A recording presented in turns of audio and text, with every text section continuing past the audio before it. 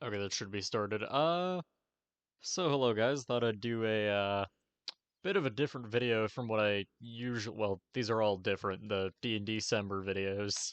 But I thought I'd do a video going over what I've made on D&D Beyond. I don't think I'm going to really use D&D Beyond too much for homebrew stuff, but mainly just because I don't really know how to use it too much, at least when it comes to like programming stuff like dice rolls and especially the races in general. I just don't know how to use that. Yeah. Also, I've made a few items here inspired by what is it? Joe Cat's Joe Cat the YouTuber, you might know him probably. Based around his D&D campaign that he's running. Belcanus Necro Hunt was the name, I think. Yep, that sounds about right. And yeah, I made those a while ago. I promised to make some more at one point or another, but I got too busy and they just never came to be. And then I got real behind and I haven't really kept up with it like at all. And just yeah. But yeah, no, I guess we'll get started here. Hopefully everything is working all right. I know the window isn't quite the right size or whatever, but I think it'll do okay-ish, I guess. Alrighty. So we'll just kind of go through each and every one of these here. I got a few of these items, spells, a couple monsters, but we'll see. We'll start off with this one right here. I've released all of these publicly. Uh and links will be down in the description and whatnot, of course. Yeah, here we are with Brad's healing shrooms. So a bit of context here. Brad is one of my D&D characters. He's a gnome paladin, and that is all I'm going to say about him. Because I'd like to save that for later. Also, a lot of these are not balanced in any way, shape, or form, uh, like at all. So there is that. Anyways, let's get into it. So Brad's healing shrooms. Also these are all like a year old. Yeah. Level cantrip, casting time 1 action, range and area 60 feet. Verbal, somatic, and material components, to which you need 25 gold pieces, which is consumed. Duration 2 minutes. School evocation. And yeah. A creature of your choice that you can see within range sprouts a somewhat colorful spectral cluster of mushrooms from its ear, mouth, nostrils, or one of its eyes. Alright. The mushrooms have no effect on the creature's senses and only slightly create a minor tint effect when looked into, and their color, if they have any, is determined by the caster. Alright. At the start of each of the creature's turns, it regains 1d4 hit points. When a creature starts its turn with 0 hit points, the creature instead regains 1d8 hit points, and the spell ends immediately. The caster can have up to 3 instances of the spell at any given time, and a creature can only be affected by 1 instance of this spell at a time. Upon the end of the instance's duration, whether fully or premature, all instances of Brad's healing shrooms created by the caster end immediately. A caster who does not naturally have access to cantrips can still learn and cast this spell, using a spell slot of first level or higher to cast it. If casted in this way, 2 creatures within range can instead be targeted with each casting of the spell. The spell has no effect on celestials, constructs, or dragons, but causes any plants or undead affected by the spell to regain double the amount of hit points rolled. Okay, so it's kind of a nice little healing spell, I suppose. Probably not balanced, probably very powerful, probably very broken, but let me I think if I just hit this, yep, there we go. And we can just go back to the list here. Yeah, that's the first spell there. Next up we have another spell called Carve Ammunition. which was a fun spell. I don't remember why or how I made this, but whatever. First level spell, casting time 1 action, range and area touch, somatic and material, to which the material is a knife or another such sharp object, duration 1 minute, school transmutation, and yeah. With your knife in hand, you touch a piece of wood or tree bark at least a foot long and wide, so a foot long, so basically a foot square's worth of wood. Arcane energy springs forth from your hand, which causes the wood to break apart, shaping itself into various forms of ammunition, each of which gives a +1 bonus to attack and damage rolls when they are used within 1 minute of their creation. Otherwise, they are just considered as non-magical projectiles. Okay, that's interesting, I guess. These wooden projectiles cannot be recovered after battle and are shattered upon hitting any target. I'm not going to go into too much depth here, but you can make arrows, crossbow bolts, blow darts, sling ammo, or javelins, I guess. And also at higher levels, bullets.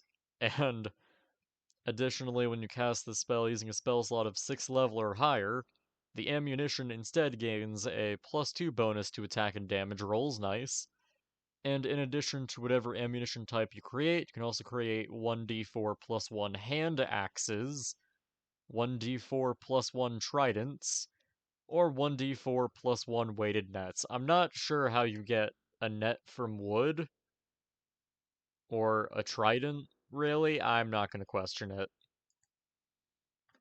Regardless, that's that spell. I have no clue where it came from.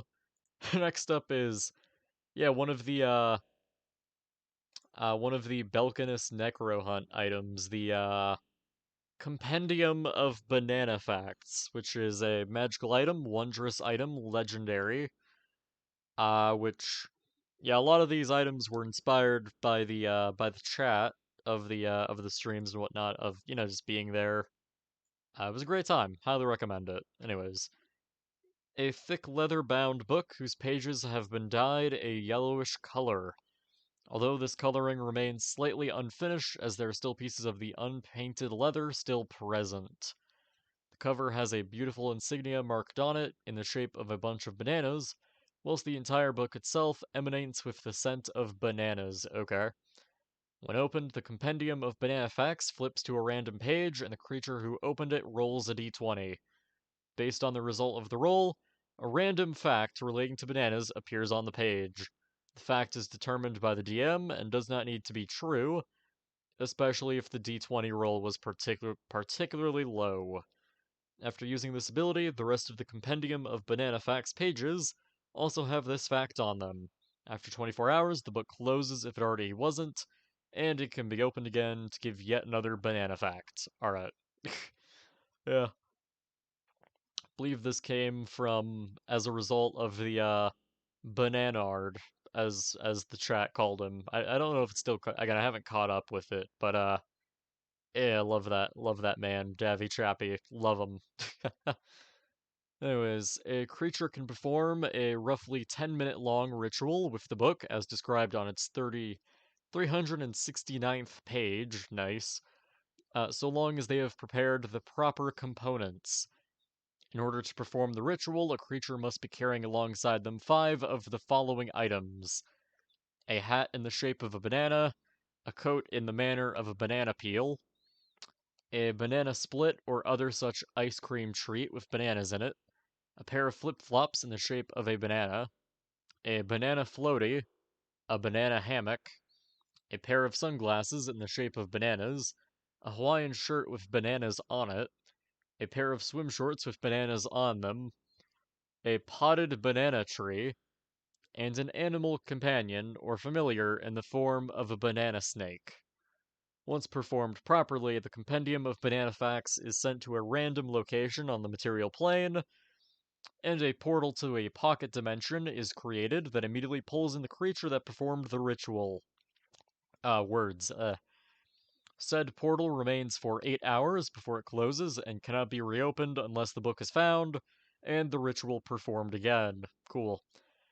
The pocket dimension created is in the form of a tropical island setting that is at the ideal temperature and weather conditions.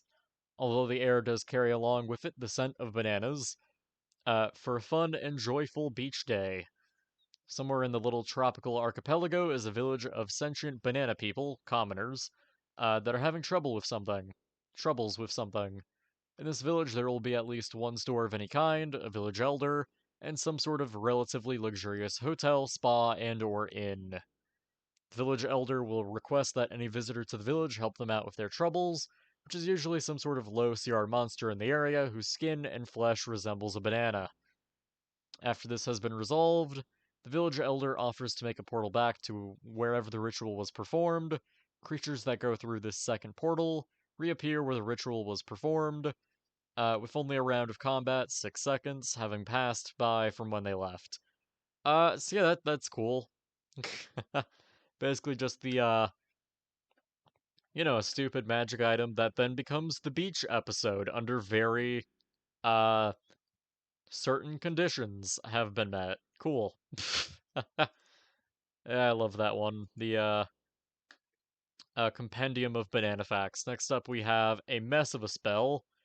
Uh, the, Dance of Amphibians. I'm gonna take a drink. Good thing I've prepared some milk. Mm.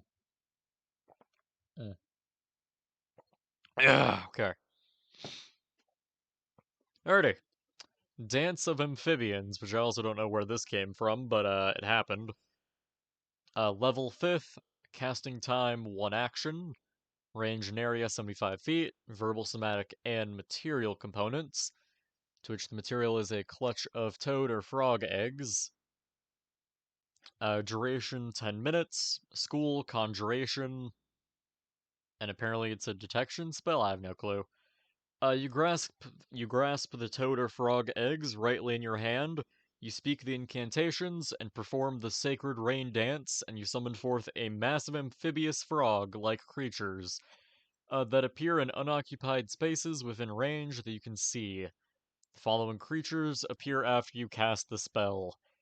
So 25 frogs or toads, 12 grung, 8 giant frogs, 2 giant toads, 1 salamander.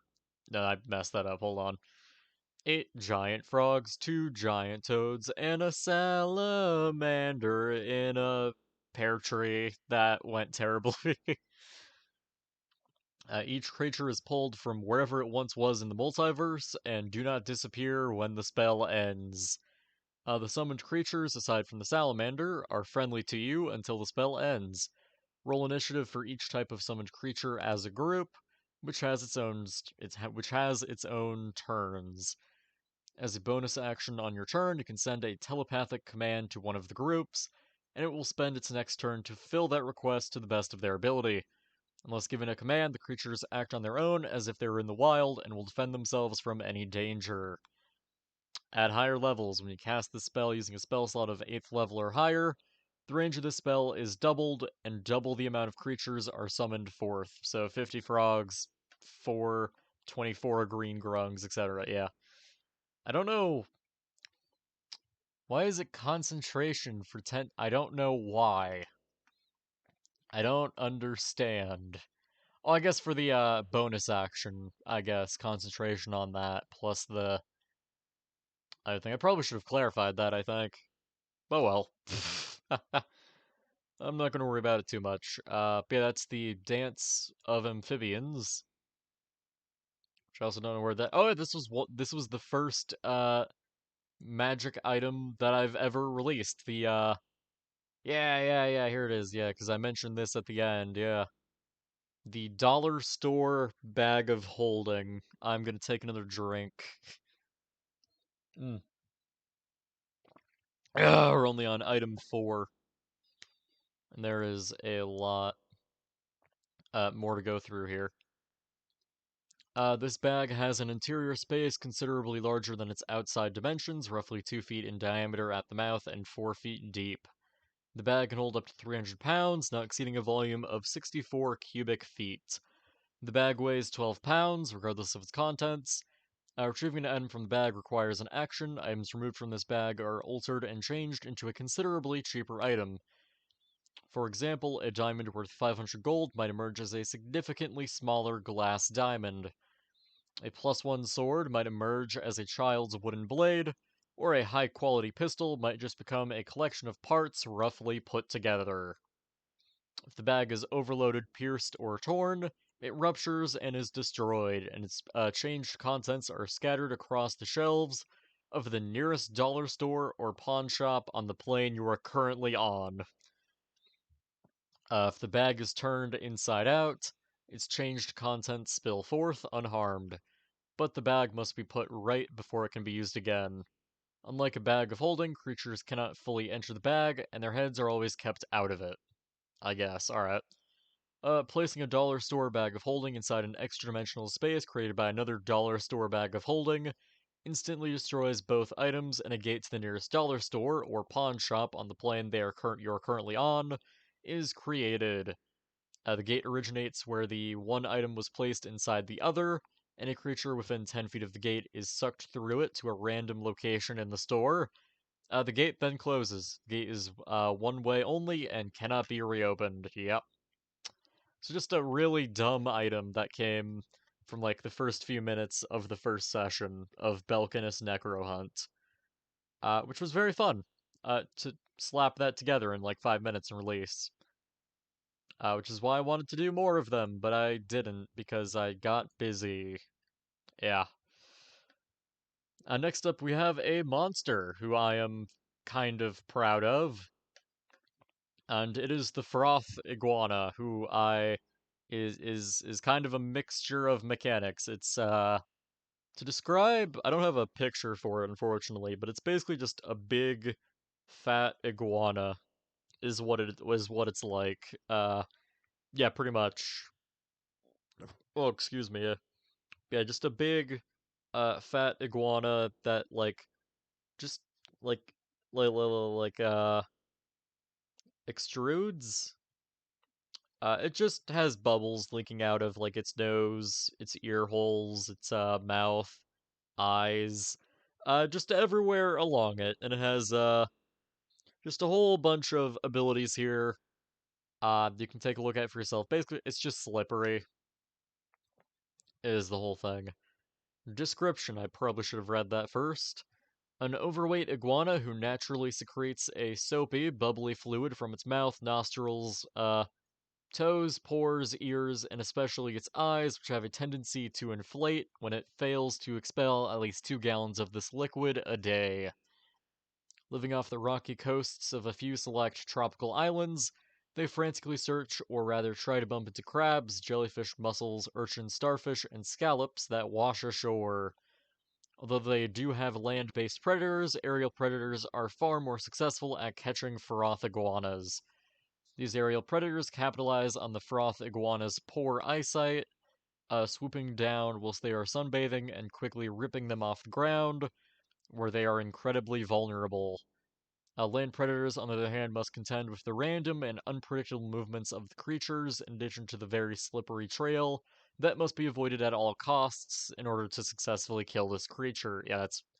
I can already tell this is that words forming, not I clicked the wrong button. Why? Words forming, go. There we go. I can already tell that words. I can already tell that this is gonna be a word. Oh, and then we have glowing food, which I haven't which hasn't released, but I'm never going to release it. I meant to finish up on this. I made this as like a glow uh thing. I did a bit of changes to it, but yeah, no, I just never went anywhere. This was one of the items that I meant to make, but I just never finished it. It's a template of good berry that's never gonna go anywhere. Next up is a fun monster who I'm actually to cut down on time. I'm not gonna look at the entire thing here because it's very long, but essentially it is a dragon. Doesn't have like back legs, but does have front legs. Doesn't have a wing. Doesn't have wings. And has 5 heads. Does have 5 heads. Yeah. Ba ba da ba.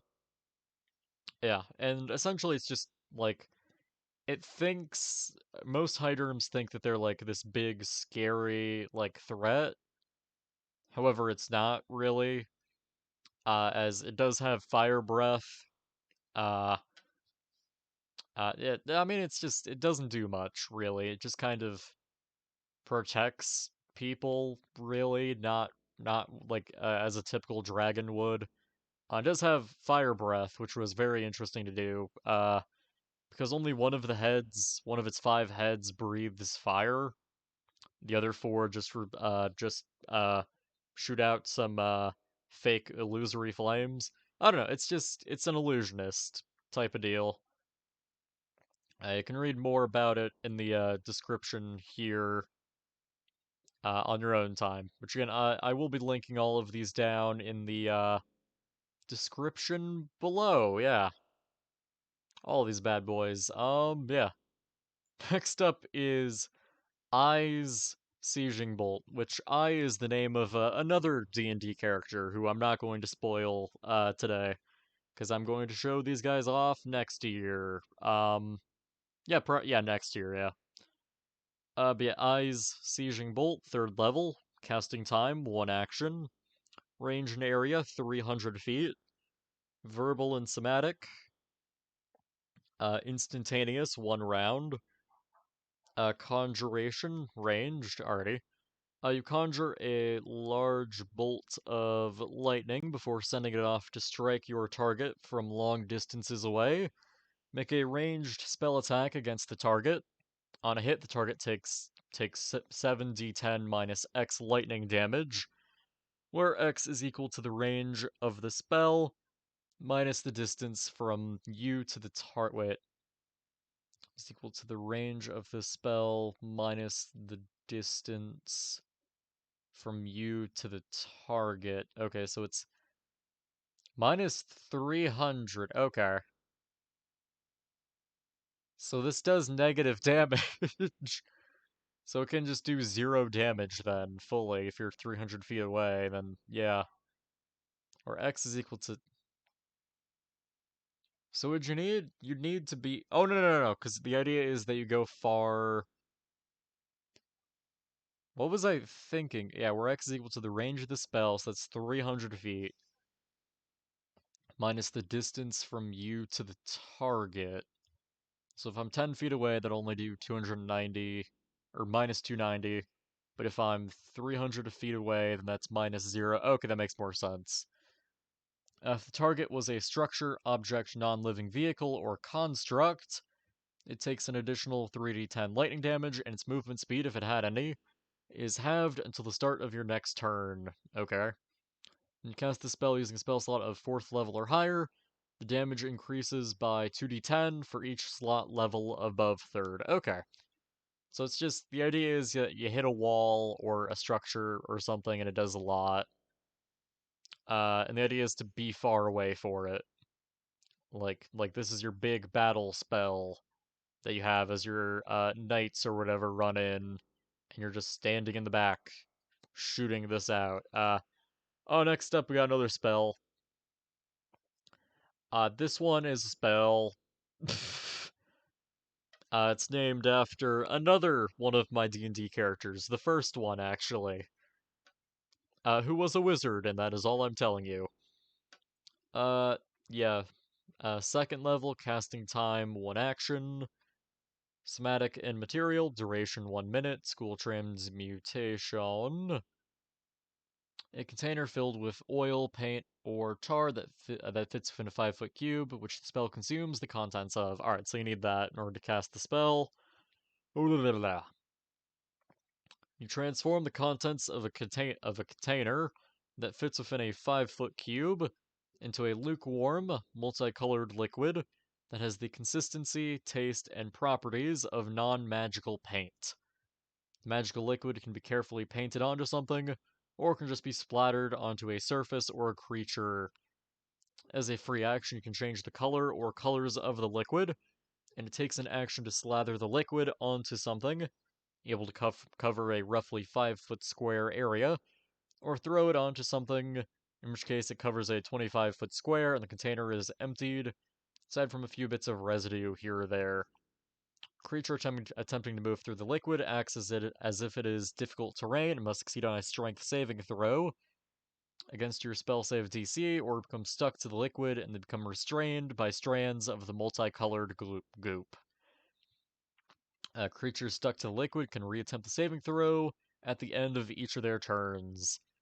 At the end of the spell's duration, the liquid hardens and becomes a chilled, plastic-like substance. Additionally, the caster can no longer change the color of the liquid. Creatures with the liquid stuck onto them are restrained and paralyzed as the hardening goop spreads out and further limits their movement.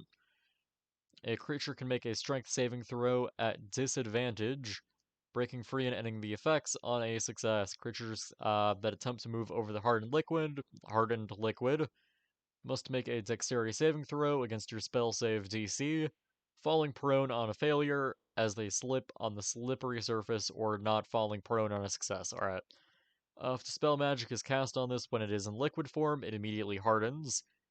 If Dispel Magic is cast on this when it is in solidified form, it returns to its liquid state, before returning to a solid state a minute later. Whilst in its solid form, the substance can be broken off with tools and weapons, although it is difficult to remove as ice. Alright. So that's the spell, it's just a little thing. It has a lot of saving throws to it. Probably not balanced, especially with the paralysis thing. Okay, next up we have Necromancy berries, which were also from the first, thing. Cool. A handful of... I don't remember why there was a previous version, but, yeah. A handful of blood-red berries that grow on bushes that commonly sprout up from unmarked graves and former battlefields with high casualties. This is a magic item. Also edgy. These berries can be used as a substitute for any material components of any necromancy spell or ritual, although they return to a useless fetid green powder after casting the spell.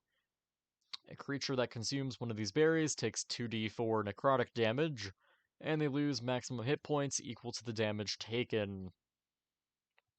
A creature that is lowered to 0 maximum hit points in this way is killed, and cannot be revived through anything short of a wish spell. Okay, that's rough.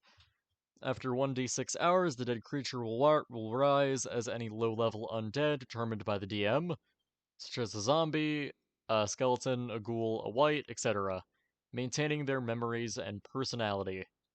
And then also the thing with the items, and yeah.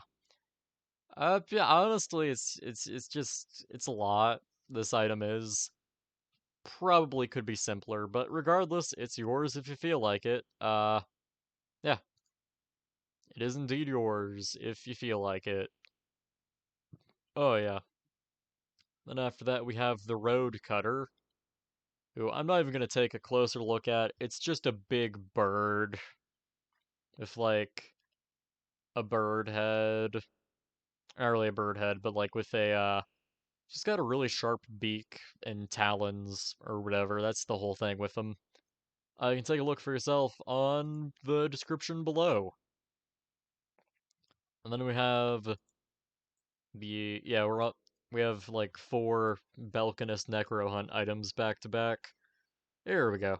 The Rock of Magic Missiles, which is a dart and an artifact. This Chewinga, there's just a thing in the lore, it's like a little dude. Inspirited Rock, with... I don't know, was... By the way, you have my full permission to rename this to the Boulder. Wow. I don't even think they renamed it the Boulder, too. I don't honestly remember. With googly eyes painted onto it, has 14 charges. While holding it, you can use an action to expend one or more of its charges to cast the magic missile spell from it. For one charge, you cast the first level version of the spell. You can increase the spell slot level by 1 for each additional charge you expend. Alternatively, you can throw the Rock of Magic Missiles as a +3 dart. The Rock of Magic Missiles regains all of its expended charges daily at dawn. If you expend the Rock of Magic Missiles' last charge, roll a d20. On a 1, the rock is teleported back to its original owner. a goblin merchant by the name of Grikyak. And yeah, this is the item. Not really much to it, other than rock, I guess. I don't know. It's a rock, and it does magic missile. Speaking of rock, we have Speak with Rocks. Here we go. Which is a 4th level, transmutation spell, somatic, 10 minutes. Yeah, let's go. You imbue rocks, pebbles, bricks, and stones within 40 feet of you with limited sentience and animation, giving them the ability to communicate with you and follow your simple commands. You can question these objects about events in the spell's area within the past month, gaining information about creatures you have passed, weather, and other circumstances. You can also turn difficult terrain caused by rocks, such as sharp shards of earth and unstable dirt or sand, into ordinary terrain that lasts for the duration. Or you can turn ordinary terrain, where rocks and stones are present, into difficult terrain that lasts for the duration, creating rocky and uneven ground to hinder pursuers, for example. These objects might be able to perform other tasks on your behalf at the GM's discretion. The spell doesn't enable buried rocks and stones or mortared bricks to lift themselves free and move about, but unburied or otherwise stuck rocks and pebbles of modest weight can move and roll around. Moving rocks brought to life in this way will follow any of your commands to a T, unless snow is present within the area, in which case they will disobey your commands and move to fight their natural enemy, which is snow, obviously. If a creature made from rock or if a creature made from rock or earth is in the area, you can communicate with it as if you shared a common language, but you gain no magical ability to influence it. Yep. Words, tongue, flowing, go. Yeah. Yeah, this video is a mess. Anyways, there's the Speak with Rocks spell. It's not really Speak with Rocks, honestly. It's a bit more beyond that, but next up is the Sticky Stick. There's also, yep, another Belcanus Necro Hunt item, although I don't remember why. A tree branch with one leaf clinging onto it that is covered in a form of arcane tree. Oh yeah, I remember. They got like a wand of web or something, and the merchant was calling it a sticky stick. Yeah. I love that campaign. Gotta get caught up with it. Anyways, a tree branch, with one leaf clinging onto it that is covered in a form of arcane tree sap that makes the entire thing really, really sticky. The stick can be used as a club and as a +1 bonus to attack and damage rolls, and is considered as a magical weapon. Creatures and objects, even the creature that wields the weapon, become stuck to the sticky stick and must use an action to make a DC 13 strength saving throw. On a success, they pull themselves free from the object. On a failure, they remain stuck to the sticky stick. uh, and yeah, just sticky stick. There you go. Yeah, sticky stick. Cool. Yeah, next few items here, and again, I don't plan on making anything more of these, but next up is the Stone of Shadow Dad, which I think was inspired from like their Echo Knight, I think, where it was described as their dad, or what, I don't remember, or it might have just been the chat. I have no clue. Ba ba ba ba. A flat, roughly hand-sized stone of I'm not gonna read it. I mean, it's kind of just I leave you all to read it. It's a thing. It is indeed a thing. It's very long. Don't judge me. Anyways, I mean, feel free to judge me, I guess. I don't know.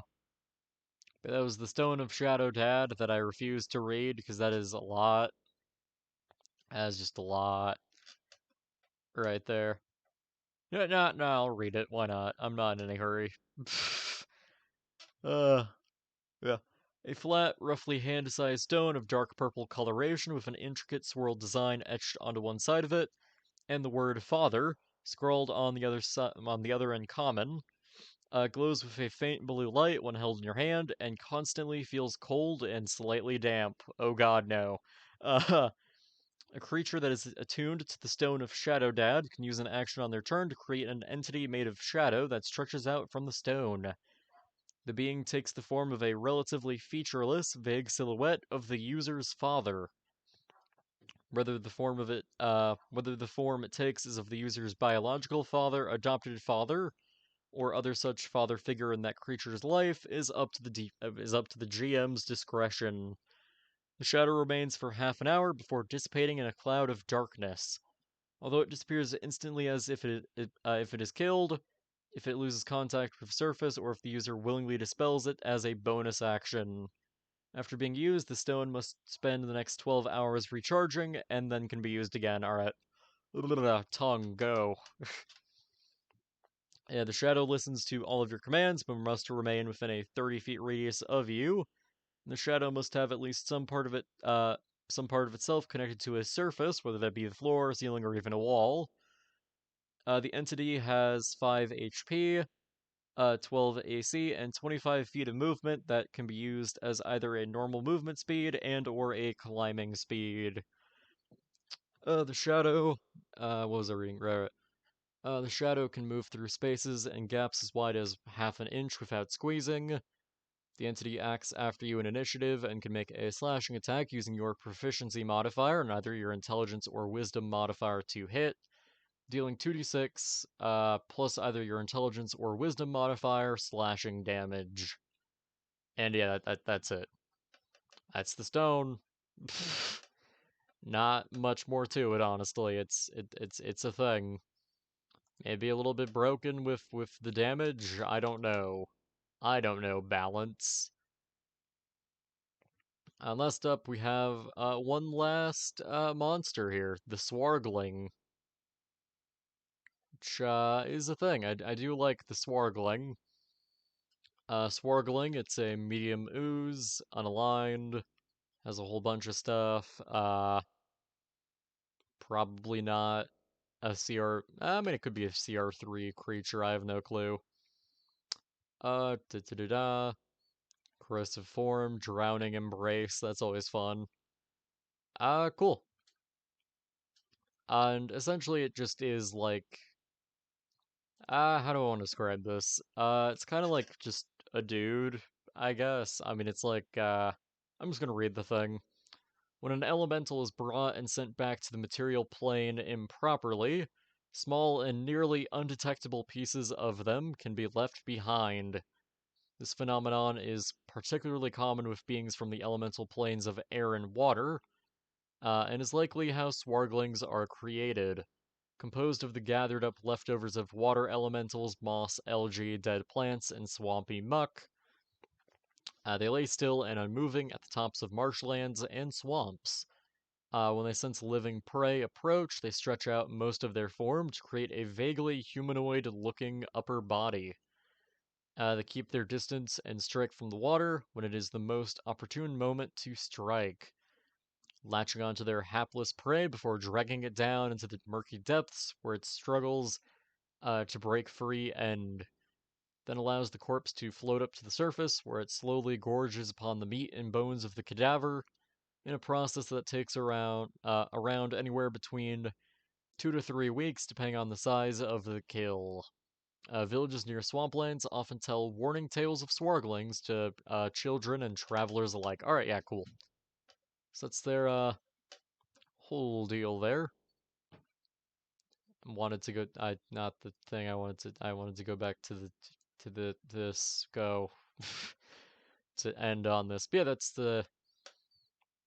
It's kind of all the D&D Beyond stuff I have. I hope you guys have enjoyed. Links down to all of these are aside from the glowing food, which I'm just gonna delete right now. Yeah, delete that. Yeah.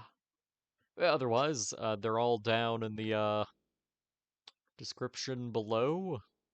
Feel free to check them out or don't. Yeah. Again, I don't think I'll be using D&D Beyond for anything else, honestly. I don't know, but we'll see. Regardless, it's there. These are here if you want to use them for your D&D games. I'm gonna have a bit more. Nah, I'm not gonna spoil it.